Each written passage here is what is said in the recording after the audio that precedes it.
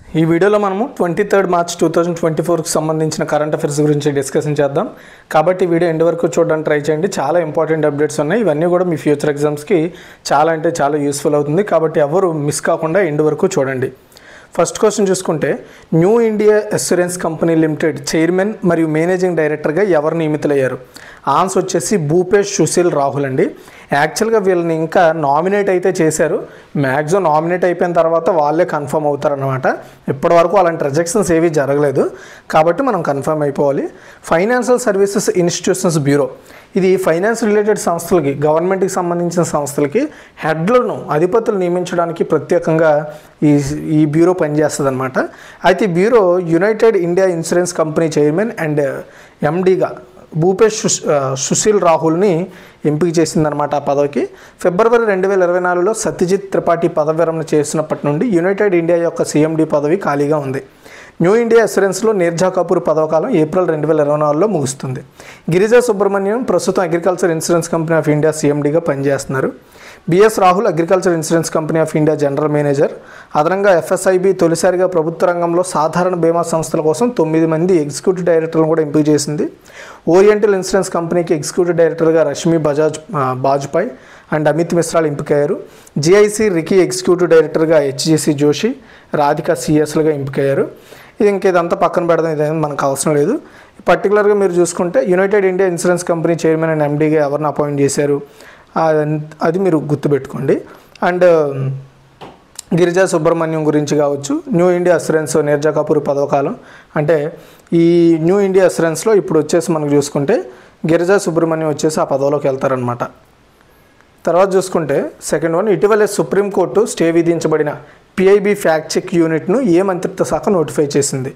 Answer వచ్చేసి మనకు చూసుకున్నట్టయితే ఎలక్ట్రానిక్స్ మరియు ఇన్ఫర్మేషన్ టెక్నాలజీ మంత్రిత్వ శాఖ అండి. రీసెంట్గా ఫ్యాక్ట్ చెక్ అంటే మన దేశంలో వస్తున్న వార్తలు ఏవైతే ఉన్నాయో ఏది నిజం ఏది అబద్ధం అనేది మనకి ఫ్యాక్ట్ చెక్ ఇప్పటివరకు ఒక ట్విట్టర్ హ్యాండిల్, ఫేస్బుక్ హ్యాండిల్ ద్వారా తెలియజేస్తున్నారు. గవర్నమెంటే తెలియజేస్తుంది. అయితే దాన్ని ఒక గవర్నమెంట్ బాడీగా రికగ్నైజ్ చేస్తూ రీసెంట్గా ఒక నోటిఫికేషన్ రిలీజ్ చేసింది ఎలక్ట్రానిక్స్ అండ్ ఇన్ఫర్మేషన్ టెక్నాలజీ మంత్రిత్వ శాఖ. అయితే దాని మీద సుప్రీంకోర్టు అయితే స్టే విధించింది, అప్పుడే దాన్ని కన్ఫర్మ్ చేయొద్దు అని. అయితే ఐటీ రూల్స్ 2021 కింద దాన్ని ఒక ఆర్గనైజేషన్గా, ఒక యూనిట్ కింద గుర్తించామని గవర్నమెంట్ అయితే చెప్తోంది. ప్రస్తుతానికైతే దాని మీద స్టే ఉంది కాబట్టి అది ఇంక పూర్తి స్థాయి గవర్నమెంట్ యూనిటే కాదనేది అప్పుడు మనకు తెలియదు. సో నాకు తెలిసి అయితే ఆఫ్టర్ ఎలక్షన్ తర్వాత తెలిసే ఛాన్సెస్ ఉన్నాయి, లేదంటే ఇప్పుడే దాన్ని స్పెషల్ యూనిట్గా అనౌన్స్ చేసే ఛాన్సెస్ ఉన్నాయి. యాక్చువల్గా గవర్నమెంట్ అనౌన్స్ చేసింది, సుప్రీంకోర్టు స్టే విధించింది. ఎందుకు అంటే చాలామంది వార్తాపత్రికల అధిపతులు దీని మీద కొంతవరకు ఏంటంటే అంటే వార్తల్ని ఇలా ఏది నిజం ఏది అబద్ధం చెప్పడం కరెక్ట్ కాదు అని చాలామంది వాదించడం ద్వారా దీన్ని అయితే ఒక కొలిక్కి పక్కన పెట్టారు. ఒక విధంగా అది మంచిదే, దానివల్ల ప్రాబ్లం ఏంటి ఉండదు. కాకపోతే ఏమవుతుందంటే ఇప్పుడు కొన్ని న్యూస్ ఛానళ్ళు అడపదడప న్యూస్లు వేస్తూ ఉంటాయి అన్నమాట, సగం తెలిసి తెలియని వార్తలు. అలా అయిన ద్వారా ఏంటంటే అవి రిమూవ్ చేయరు, మ్యాక్సిమం కొన్ని రిమూవ్ చేయరు, 100కి 99% రిమూవ్ చేయరు. ఇన్ కేస్ ఫ్యాక్ట్ చెక్ అలాంటి వార్తలని ఎంపిక చేసి చెప్పిందనుకోండి, ఆ యొక్క సంస్థ అంటే ఆర్గనైజేషన్ యొక్క రెప్యుటేషన్ దెబ్బతింటుంది అనే ఉద్దేశంతో ప్రజెంట్ దాన్ని ఆపడానికి ప్రయత్నాలు చేస్తున్నారు. తర్వాత థర్డ్ వన్ అండి, డిజిటల్ న్యూస్ పబ్లిషర్స్ అసోసియేషన్ చైర్పర్సన్గా ఎవరు నియమితులయ్యారు? ఆన్సర్ వచ్చేసి మామెన్ మాథ్యూ అండి. సో ఏంటి డిఎన్పిఏ అంటే ఏమీ లేదండి. ఫర్ ఎగ్జాంపుల్ ఇప్పుడు నేను ఈ కరెంట్ అఫైర్స్ అనేవి కూడా డిజిటల్గానే తీస్తాను. అంటే like times of India, Hindustan times కావచ్చు, ది హిందూ కావచ్చు, ఇలా చాలా వెబ్సైట్స్ ఉన్నాయి చెప్పుకుంటూ పోతే. ఈ వెబ్సైట్స్ నుండి వాళ్ళు డిజిటల్ కంటెంట్, లైక్ వెబ్సైట్లో వాళ్ళొక ఆర్టికల్ రాస్తున్నారు, దాన్ని మనం డిజిటల్ కంటెంట్ అంటాం. సో అలాంటి సంస్థలన్నింటికి ఇది ఒక పర్టికులర్ అసోసియేషన్ అనమాట. దీనికి చైర్పర్సన్గా వచ్చేసి మామెన్ మాథ్యూ అయితే అపాయింట్ అయ్యారు. ఆమె మనోరమ ఆన్లైన్ చీఫ్ ఎగ్జిక్యూటివ్ ఆఫీసర్గా పనిచేస్తున్నారు. అమర్ ఉజాలా మేనేజింగ్ డైరెక్టర్ తన్మయ్ మహేశ్వరి తర్వాత ఆమె బాధ్యతలు చేపట్టనున్నారు. తన్మయ్ మహేశ్వరి చైర్మన్గా ఉన్న సమయంలో మాథ్యూ వచ్చేసి వైస్ చైర్మన్గా ఉన్నారు. Times Internet chief operating officer Puneet Gupta దీనికి వైస్ చైర్మన్గా ఇప్పుడు అపాయింట్ అయ్యారు. తర్వాత నెక్స్ట్ టర్మ్లో ఈయన చైర్మన్గా ఎంపికవుతారనమాట. డిఎన్పిఏ ప్రింట్ అండ్ బ్రాడ్కాస్టింగ్తో సహా డిజిటల్ మీడియా వ్యాపారాలను కీలకమైన గొడుగు సంస్థగా పనిచేస్తుంది. 18 ప్రముఖ మీడియా సంస్థలు ఇందులో భాగస్వాములుగా ఉన్నాయన్నమాట. తర్వాత 4, యునైటెడ్ కింగ్డమ్లో ప్రభుత్వం యొక్క మొదటి నల్లజాతి నాయకుడిగా ఎవరు ఎన్నికయ్యారు?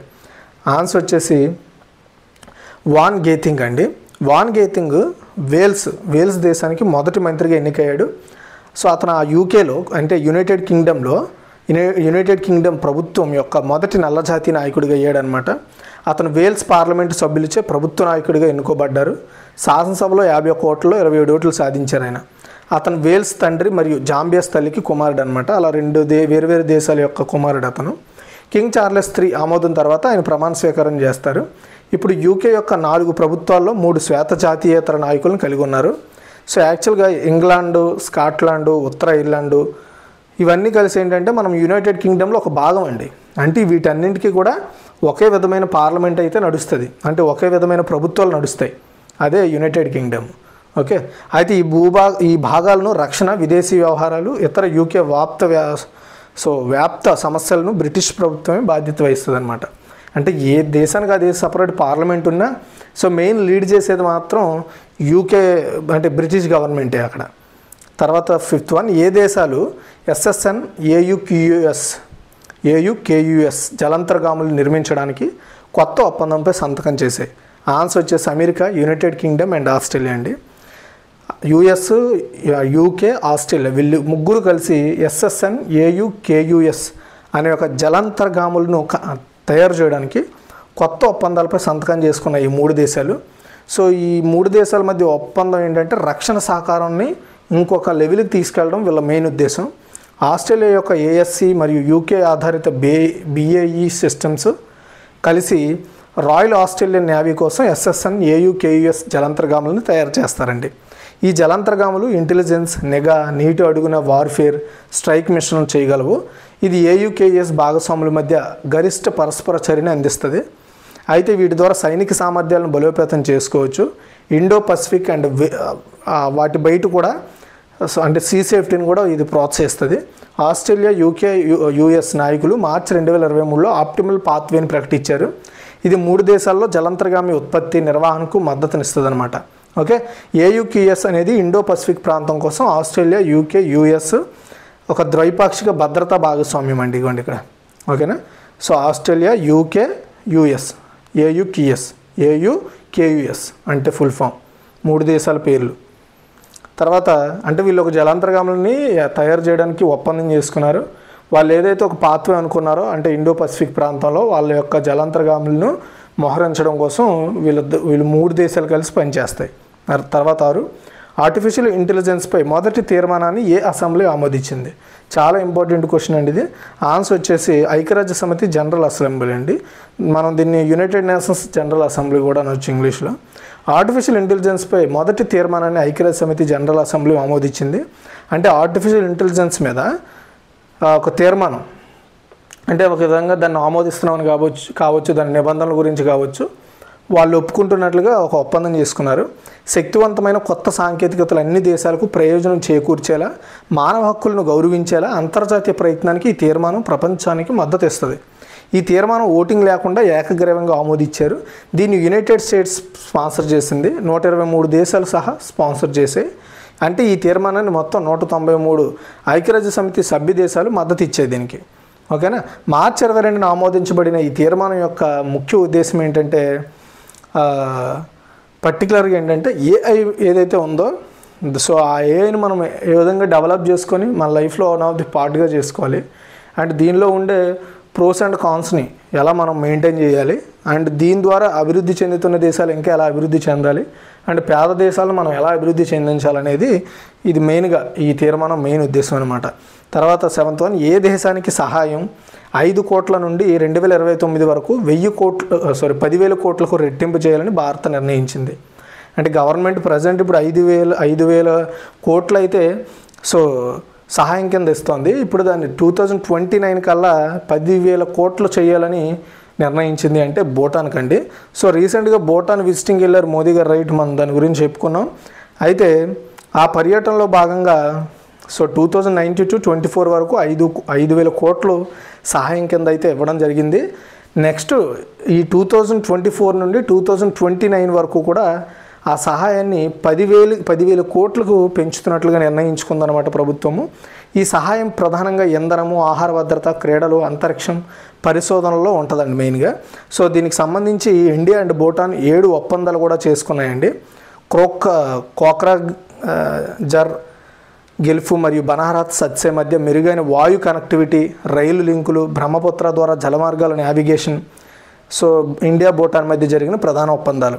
భూటాన్కు 10,000 కోట్ల గ్రాంట్ను ప్రకటించడానికి విదేశీ వ్యవహారాల మంత్రిత్వ శాఖ ఎన్నికల సంఘం నుండి పర్మిషన్ కూడా తీసుకొని ఈ డెసిషన్ తీసుకుంది. ఎందుకంటే ప్రజెంట్ ఇప్పుడు ఎలక్షన్ మూమెంట్ కాబట్టి. ఆర్థిక సహాయంలో భూటాన్ ఆర్థిక ఉద్దీపన ప్యాకేజీకి భారతదేశం మద్దతు ఇచ్చిందని చెప్పొచ్చు. భారత్ భూటాన్ అభివృద్ధి భాగస్వామ్యాన్ని పెంపొందించడంతో పాటు కల్చరల్గా రిలేషన్స్ని ఇంకా పెంచుకోవడానికి ఇది ఉపయోగపడుతుంది అనమాట. ఓకే, ఇప్పటికే మనం అలా లైక్ బంగ్లాదేశ్తో కావచ్చు, నేపాల్తో కావచ్చు, శ్రీలంకతో కావచ్చు, వాళ్ళతో మనం అలాంటి అంటే అలాంటి ఫ్రెండ్షిప్నే కలిగి ఉన్నాం. కానీ ఒక్కోసారి ఆ దేశాలు మరి ఎందుకు లైక్ మన శత్రు దేశమైన చైనాతో టైఅప్స్ పెడతాయి అనేది నాకు అర్థం కాదు. అంటే వాళ్ళు ఏంటంటే ఇంకా ఎక్కువ ఎక్స్పెక్ట్ చేసేసుకుంటున్నారనమాట. ఇతర దేశాల మీద ఎప్పుడు కూడా అంత ఎక్కువగా డిపెండ్ అవ్వకూడదు. నెక్స్ట్ 8, ఇంటర్నేషనల్ టెలికమ్యూనికేషన్ యూనియన్ తన డిజిటల్ ఇన్నోవేషన్ బోర్డుకు ఏ దేశం కోచైర్గా ఎన్నికైంది? చాలా ఇంపార్టెంట్ అండి. ఇంటర్నేషనల్ టెలికమ్యూనికేషన్ యూనియన్లో డిజిటల్ ఇన్నోవేషన్ బోర్డుకు ఏ దేశము కోచైర్గా అంటే సహా అధ్యక్షుడిగా ఎన్నికైంది అంటే భారతదేశం అండి. సో ఇంటర్నేషనల్ టెలికమ్యూనికేషన్ యూనియన్ అంటే ప్రపంచం వ్యాప్తంగా ఉన్న ఏవైతే టెలికమ్యూనికేషన్ రిలేటెడ్ అధికార ప్రతినిధులు ఉంటారో, సో టెలికమ్యూనికేషన్ రిలేటెడ్ మంత్రిత్వ శాఖలు ఉంటాయో, ఆర్గనైజేషన్స్ ఉంటాయో అండర్ గవర్నమెంట్, వాటన్నింటికి ఇది ఒక యూనియన్ లాంటిది అనమాట. సో దీనికి ఇన్నోవేషన్ బోర్డుకు, దీంట్లో ఉండే ఒక డిజిటల్ ఇన్నోవేషన్ బోర్డుకు కోచైర్గా ఎన్నికైంది మన ఇండియా అనమాట. International telecommunication union digital innovation board కోచైర్మన్గా భారత టెలికాం కార్యదర్శి నీరజ్ మిట్టల్ ఏకగ్రీవంగా ఎన్నికయ్యారు. అతని పేరు గుర్తుపెట్టుకోండి. సో ఐటీయూ యొక్క digital innovation board digital development కోసం ఇన్నోవేషన్ ఎంటర్ప్రీనర్షిప్ అలయన్స్ ఆధ్వర్యంలో దీన్ని ఏర్పాటు చేశారండి. అండ్ ఐక్యరాజ్య సమితి ఆవిష్కరణ రంగంలో ఐటీయూ సభ్యు అవసరాలను తీర్చడానికి డిజిటల్ డెవలప్మెంట్ కోసం innovation and entrepreneurship alliance start చేయడం జరిగింది. సింపుల్గా అండి, డిజిటల్ ఇన్నోవేషన్ బోర్డు అంటే డిజిటల్ రిలేటెడ్ ఇన్నోవేషన్స్ని ప్రోత్సహించడానికి ఈ బోర్డు పనిచేస్తుంది అండర్ ఇంటర్నేషనల్ టెలికమ్యూనికేషన్ యూనియన్. అది గుర్తుపెట్టుకోండి.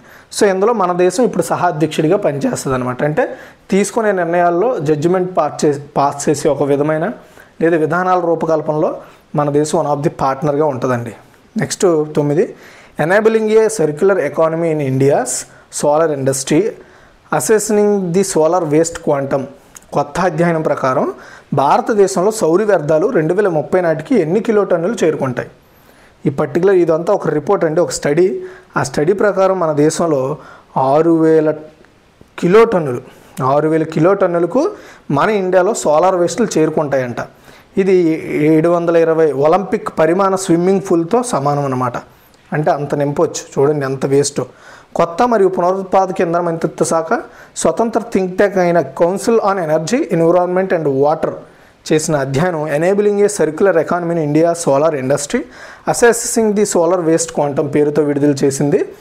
అయితే ఇందులో 67% వ్యర్థాలు రాజస్థాన్, గుజరాత్, కర్ణాటక, ఆంధ్రప్రదేశ్ అండ్ తమిళనాడు అనే 5 రాష్ట్రాల నుండి వస్తాయట.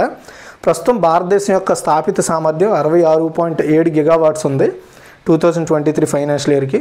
ఇప్పటికే దాదాపు 100 కిలోటన్నుల వ్యర్థాలను మనం ఆల్రెడీ ఉత్పత్తి చేసేసాం. 2030 నాటికి ఇది 340 కిలోటన్నులకు చేరుకుంటుంది. 2050 నాటికి సోలార్ వ్యర్థాలు దాదాపు 19,000 కిలోటన్నులు పెరుగుతాయి. ఇందులో 77% కొత్త సామర్థ్యాల నుంచి ఉత్పత్తి అవుతాయని చెప్తున్నాం. అంటే కేవలం 30% మాత్రమే మళ్ళీ మనం దాన్ని రీసైకిల్గా వాడతామట. మిగతా 70% అంతా కూడా వేస్ట్గానే ఉండిపోద్దంట. మరి దానికి ఎలాంటి ప్రత్యామ్నాయాలు చేస్తాయో ప్రభుత్వాలు చూడాలి. నెక్స్ట్ 10, అమరవీరుల దినోత్సవం షహీద్ దివాస్. అమరవీరుల దినోత్సవం లేదా షహీద్ దివాస్ ఎప్పుడు జరుపుకుంటారంటే మార్చి 23 అండి. సో భగత్ సింగ్, రాజ్గురు, సుఖదేవుల త్యాగానికి నివాళులు అర్పించడం కోసం ఎవ్రీ ఇయర్ మార్చి 23న అమరవీరుల దినోత్సవాన్ని జరుపుకుంటాం. బ్రిటిష్ పాలకులు 23 మార్చి 1931 బ్రిటిష్ పాలనకు వ్యతిరేకంగా విప్లవాత్మక కార్యకలాపాలకు పాల్పడినందుకు గాను భగత్ సింగ్ని, రాజ్గురును, సుఖదేవులను ఉరి తీశారు. 8 April 1929 Bhagat Singh Batukeshwar Dutt public safety bill, వాణిజ్య వివాద బిల్లుకు నిరసనగా సెంట్రల్ లెజిస్లేటివ్ అసెంబ్లీపై బాంబులు విసిరారు. 1928లో బ్రిటిష్ అధికారి జాన్ సాండర్స్ను హత్య చేశారనే ఆరోపణలపై భగత్ సింగ్ని, సుఖ్దేవ్ని, రాజ్గురువులను ఉరి తీయడం జరిగిందండి. సో వాళ్ళకు గుర్తుగా ఈ డేని మనం సెలబ్రేట్ చేస్తున్నాం. ఓకే, తర్వాత 11 ప్రపంచ వాతావరణ దినోత్సవాన్ని ఎప్పుడు జరుపుకుంటామంటే మార్చి 23 అండి. సో ప్రపంచ వాతావరణ దినోత్సవాన్ని ప్రతి సంవత్సరం మార్చి 23 సెలబ్రేట్ చేస్తాం. ఇది ప్రపంచ వాతావరణ సంస్థ యొక్క అధికారిక స్థాపన జ్ఞాపకార్థకంగా సెలబ్రేట్ చేస్తాం. వరల్డ్ మెట్రలాజికల్ వెబ్సైట్ ప్రకారము సమాజం యొక్క భద్రత శ్రేయస్సు పట్ల జాతీయ వాతావరణ జల సంబంధ సేవలు పోషించే ముఖ్యమైన పాత్రను ఈరోజు హైలైట్ చేస్తారండి. సింపుల్గా చెప్తాను. మార్చ్ 23, 1915 ప్రపంచ వాతావరణ సంస్థ కన్వెన్షన్ అమల్లోకి వచ్చింది. సో ప్రపంచ వాతావరణ సంస్థ పర్యావరణంతో పాటు ప్రజల భద్రతకు దోహదం చేయడంలో ముఖ్య పాత్ర పోషిస్తుంది. ఆహారం భద్రత, నీటి వనరులు, రవాణాను అందించడంలో కూడా ముఖ్యంగా పనిచేస్తుంది. అయితే ఈ సంవత్సరం థీమ్ వచ్చేసి at the front line of climate action, వాతావరణ చర్య యొక్క ముందు వరుసలో అనే థీమ్తో సెలబ్రేట్ చేస్తున్నారు. అయితే ఇక్కడ ఒక విషయం చెప్తాను. ప్రపంచ వాతావరణ దినోత్సవం అనేది వరల్డ్ మెట్రలాజికల్ డే ఏర్పాటు దినంగా సెలబ్రేట్ చేస్తున్నాం. ఎందుకంటే చాలా ఇంపార్టెంట్ అండి. మన దేశంలో మనం రీసెంట్గా చెప్పుకున్నాం హాటెస్ట్ ఇయర్ 2023 అని చెప్పుకున్నాం కదా. అండ్ హాటెస్ట్ డికేడ్ ఏదో కూడా నేను చెప్పాను. అది ఎవరికైనా గుర్తుండుంటే కామెంట్ చేయండి. రీసెంట్గానే చెప్పాను. సో ఇలాంటివన్నీ కూడా మనకు అప్డేట్లు ఇస్తుంది ఈ సంస్థ. అండ్ మనం ఎలా ఉండాలి, ఎలా ఉండకూడదు, ప్రజెంట్ సిచ్యువేషన్స్ ఎలా ఉన్నాయి, వాతావరణం ఎలా దెబ్బతింటుందని ఎప్పటికప్పుడు అప్డేట్స్ మనకి ఈ సంస్థ ఇస్తూ ఉంటుంది. మనల్ని గైడెన్స్ చేస్తుంది, మనకు అలర్ట్స్ ఇస్తుందండి. ఓకేనా. ఇదిగే సో ఓవరాల్గా ఈరోజు టోటల్ కరెంట్ అఫైర్స్. మీకు వీడియో నచ్చితే లైక్ చేసి షేర్ చేసి మరిన్ని అప్డేట్స్ కోసం మన ఛానల్ని ఫాలో అవుతూ ఉండండి. Thanks for watching.